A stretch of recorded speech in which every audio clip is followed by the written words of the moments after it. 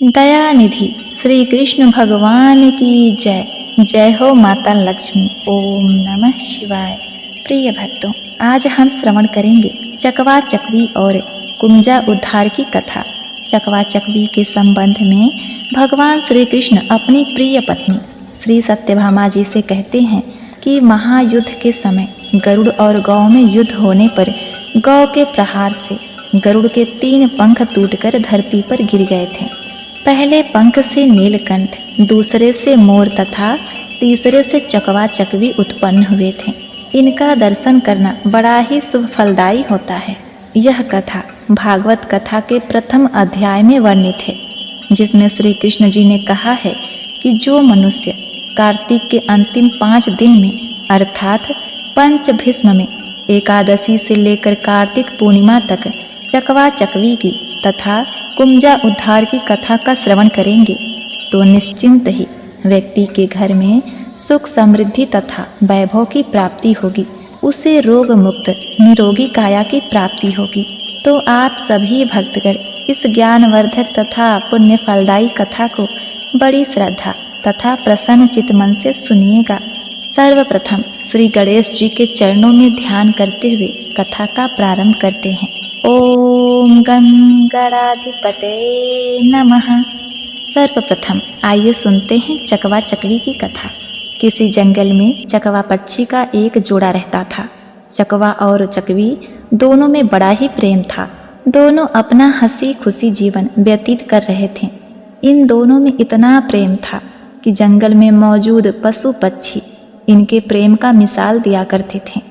यहाँ तक कि चकवा चकवी एक दूसरे पर प्राण न्यौछावर करने के लिए भी तैयार थे। जब चकवी से कोई गलती हो जाती तो चकवा जब उसे सुनाता तो वह चकवी चुपचाप सुन लेती और पलटकर कभी भी जवाब नहीं देती। ठीक इसी प्रकार से जब चकवे से कोई गलती हो जाती तो चकवी चकवे को सुना देती तो चकवा भी चुपचाप सुन लेता और पलटकर कभी भी जवाब नहीं देता। जब दोनों में किसी बात को लेकर खटपट होती तो थोड़ी ही देर में दोनों में सुलह भी हो जाती। चकवा का पड़ोसी एक कौवा था। कौवा का अपनी पत्नी से हमेशा हर बात पर झगड़ा हुआ करता था। उन दोनों में हमेशा क्लेश रहता था। इतना झगड़ा करते थे कि मारपीट की नौबत आ जाती। कौवा बड़ा ही दरिद्र था। उसके घर में हमेशा अन्न की कमी रहती थी। वही चकवा धन धान से संपन्न था, क्योंकि उसके घर में खुशहाली और शांति थी। कौवा जब चकवा चकवी को देखता कि ये दोनों कितनी खुशी और आनंद से रहते हैं तो उसे जलन होती थी और कौवा अपने मन से सोचता कि मैं किस तरह इन दोनों से फूट डालूं और इन दोनों को अलग कर दूं, जिससे उनके घर में शांति भंग हो सके। अब देखिए, कौवा चकवा का मित्र भी था। मित्र ही मित्र के बारे में गलत सोच रहा था। उसके मन में चकवा और चकवी के प्रति हमेशा जलन रहती थी। कौवे ने अपने मन में सोचा कि अब मैं इन्हें शांति से नहीं रहने दूंगा। जब मेरे घर में झगड़े और लड़ाइयाँ होती हैं, मैं परेशान रहता हूँ, तो फिर ये कैसे सुखी शांति से रह सकते हैं। अब इसके घर में भी अशांति फैलानी है। इसका जीवन भी हमें नरक बनाना है। जब कभी भी चकवा घर पर नहीं रहता तो कौवा चकवी के पास जाता और चकवे के बारे में बुराई करता और कहता, चकवी बहन, चकवा भाई आपसे बिल्कुल भी प्रेम नहीं करते। वह तो किसी दूसरे से प्रेम करते हैं। मैंने उन्हें कुछ समय पहले किसी अन्य से बात करते हुए देखा। अब देखिए, कौवे की इस बात को सुनकर चकवी को बिल्कुल भी भरोसा नहीं होता है। चकवी कौवे की बात को नहीं सुनती और उसके बात को हवा में उड़ा देती है।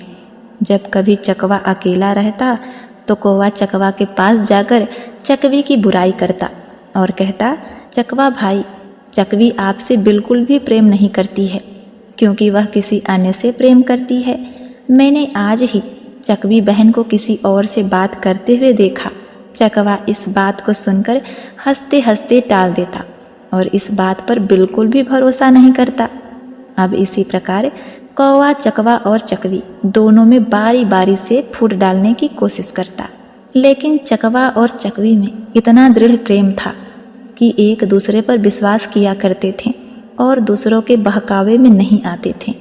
अब इस प्रकार कौवा जब हार जाता है तो कौवा अपनी पत्नी से जाकर कहता है कि यदि तुम चाहती हो कि मैं तुमसे कभी भी झगड़ा ना करूं, तो तुम मेरा एक काम करो, चकवा और चकवी दोनों में मनमुटाव करवा दो, दोनों के बीच झगड़ा पैदा कर दो, जिससे उनकी शांति भंग हो जाए। कौवे ने अपनी पत्नी से कहा, जब भी तुम्हें मौका मिले तुम चकवी बहन का कान भरती रहना, और मुझे भी जब भी समय मिलेगा मैं भी चकवा भाई का कान भरता रहूंगा, जिससे दोनों में लड़ाई झगड़ा होते रहेंगे। अब कौवे की पत्नी चकवी से जाकर कहती है कि तुम्हारा पति तुमसे प्रेम नहीं करता, वह तो किसी दूसरे से प्रेम करता है।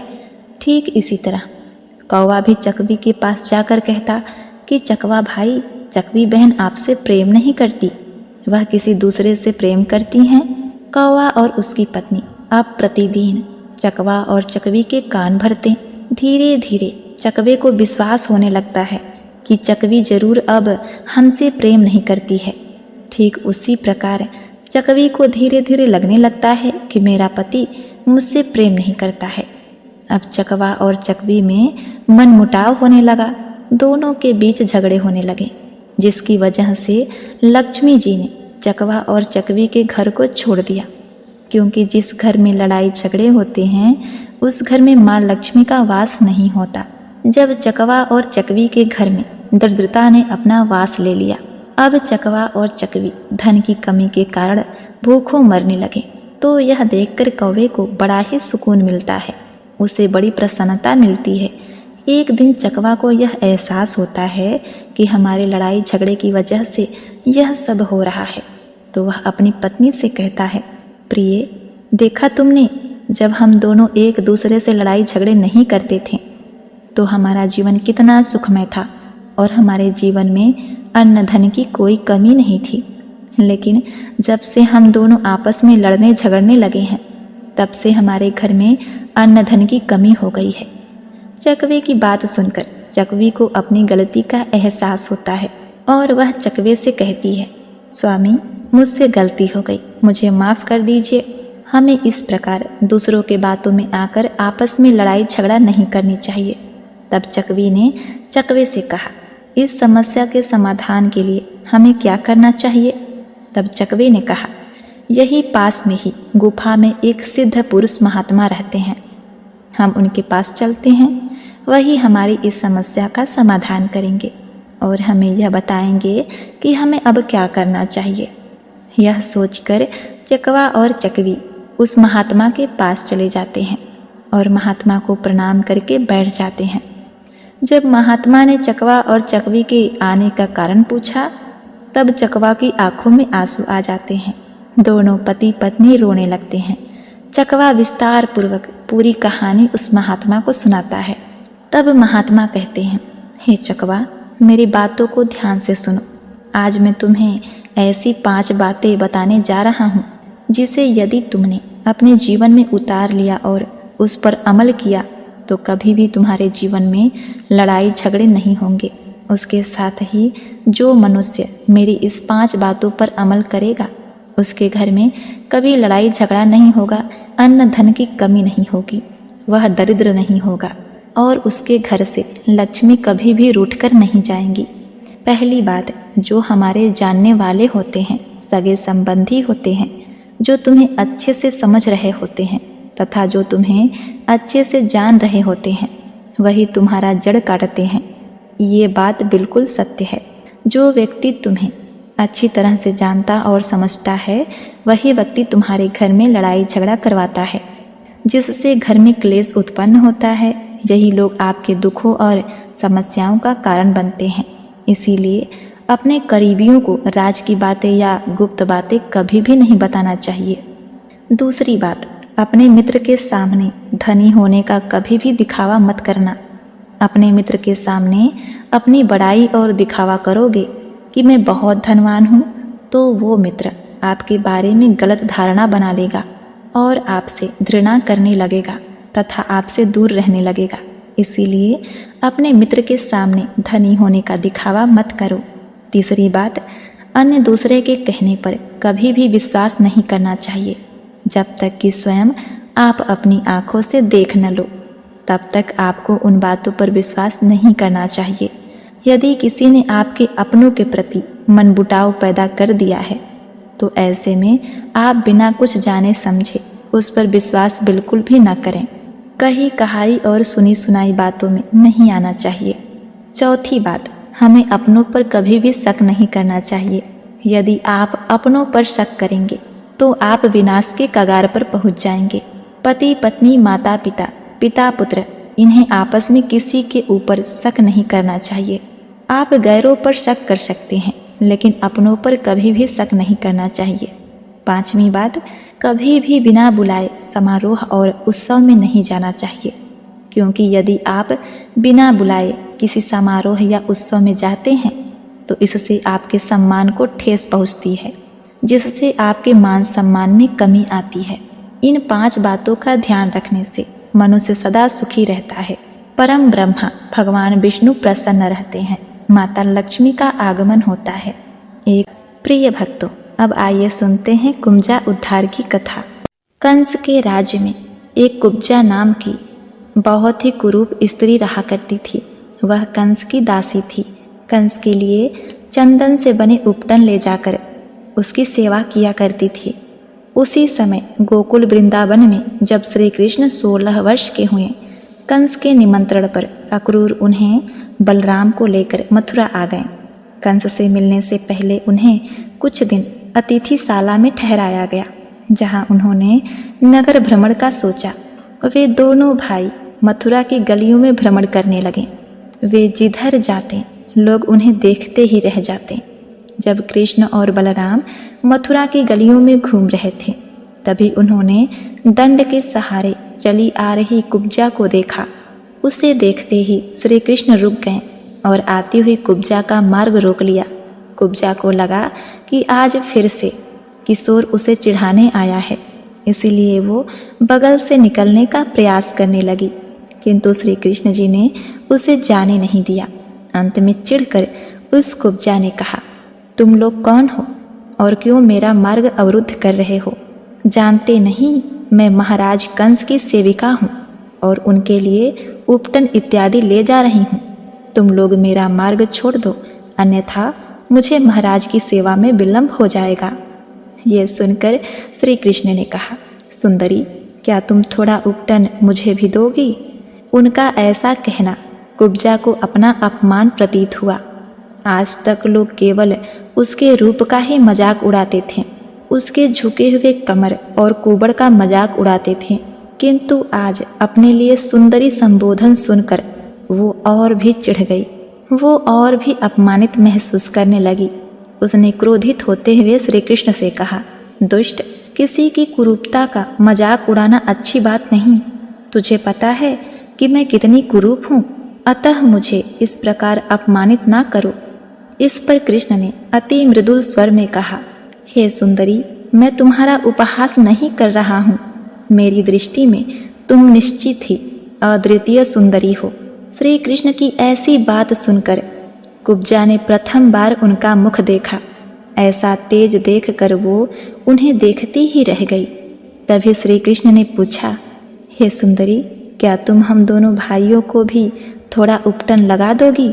भगवान के सम्मोहन में जकड़ी कुब्जा विरोध न कर सकी और उसने प्रथम बलराम को और फिर श्री कृष्ण को उपटन लगाया। वो श्री कृष्ण की माया में इतना खो गई कि उसे पता ही नहीं चला कि महाराज कंस का सारा उपटन समाप्त हो चुका है। उसे अब इसकी चिंता भी नहीं थी। अंतिम बचा हुआ चंदन का लेप लेकर वो कुब्जा श्री कृष्ण के मुंह पर लगाना चाहती थी, किंतु कमर झुकी होने के कारण उसका हाथ श्री कृष्ण के मुख तक नहीं पहुंच पा रहा था। ये सब कौतूहल देखने को पूरा नगर वहां उपस्थित हो गया। आते जाते लोग रुक रुक कर दृश्य देखने लगे। तब कुब्जा ने श्री कृष्ण से अनुरोध किया कि वो थोड़ा झुके ताकि वो उन्हें चंदन का लेप लगा सके। इस पर श्री कृष्ण ने अचानक ही उसके पैर को अपने अंगूठे से दबाया और अपनी तर्जनी उंगली से कुब्जा की ठोड़ी पकड़कर उसे एक झटके में उठा दिया। आश्चर्य, कुब्जा का शरीर एकदम सीधा हो गया। उसका जो सौंदर्य खो गया था उससे भी अधिक तेज उस कुब्जा के मुख पर आ गया, जिसे सब कुरूप स्त्री कहते थे। आज उसका सौंदर्य अप्सराओं को भी मात कर रहा था। कुब्जा को तो जैसे विश्वास ही नहीं हो रहा था, किंतु जब उसने अपना शरीर और मुख देखा तो वो श्री कृष्ण के चरणों में गिर पड़ी। तब श्री कृष्ण ने उसे उठाते हुए कहा, देखो, मैंने कहा था ना, तुम अद्वितीय सुंदरी हो। आज से तुम पुनः सौरंध्री के नाम से जानी जाओगी। उसके बाद जैसे ही श्री कृष्ण चलने लगे, सौरंध्री ने उनके चरण पकड़ लिए और कहा, हे प्रभु, अब तो जो भी मेरा है वो आपका ही दिया हुआ है। आपके रूप ने मेरे मन में अनुराग उत्पन्न कर दिया है, अतः कृपया मेरे घर पधारिए। तब श्री कृष्ण ने कहा, सौरंध्री, इस समय तो मैं किसी विशेष कार्य से मथुरा आया हूँ, किंतु मैं तुम्हें वचन देता हूँ कि एक दिन पुनः तुम्हें अवश्य दर्शन दूंगा। ये कहकर श्री कृष्ण बलराम के साथ चले गए, किंतु सौरंध्री तब से लेकर श्री कृष्ण के दर्शन के लिए जीती रही। बहुत काल के बाद श्री कृष्ण ने अपना वचन निभाया और जरासंध के आक्रमण से तंग आकर मथुरा छोड़ने से पहले वे उद्धव के साथ सौरंध्री के घर पहुँचे। वहाँ उनके अनुरोध पर श्री कृष्ण ने उसे अपना प्रेम प्रदान किया और कुब्जा ने उनसे ये वरदान मांगा कि चिरकाल तक उनका यह प्रेम उसे प्राप्त होता रहे। उसी के नाम से प्रभावित होकर श्री कृष्ण ने द्रौपदी को अज्ञातवास में सौरंध्री का नाम दिया। ब्रह्मावर्त पुराण में ऐसा वर्णन है कि रावण की बहन सुपुणखा ही अगले जन्म में कुब्जा के रूप में जन्मी। पिछले जन्म में उसे श्री राम के प्रति अनुराग हो गया था, किंतु एक पत्नी व्रत होने के कारण श्री राम उसकी कामना पूर्ति नहीं कर पाए थे। अतः उन्होंने शूर्पणखा को यह आशीर्वाद दिया कि अगले जन्म में वो उसकी ये इच्छाएं अवश्य ही पूर्ण करेंगे, और इसी कारण वो अगले जन्म में कुब्जा के रूप में जन्मी और भगवान विष्णु के 9वें अवतार श्री कृष्ण ने उसकी इच्छा पूर्ण की। एक बार प्रेम से बोली, ओम नमः शिवाय। जय श्री हरि।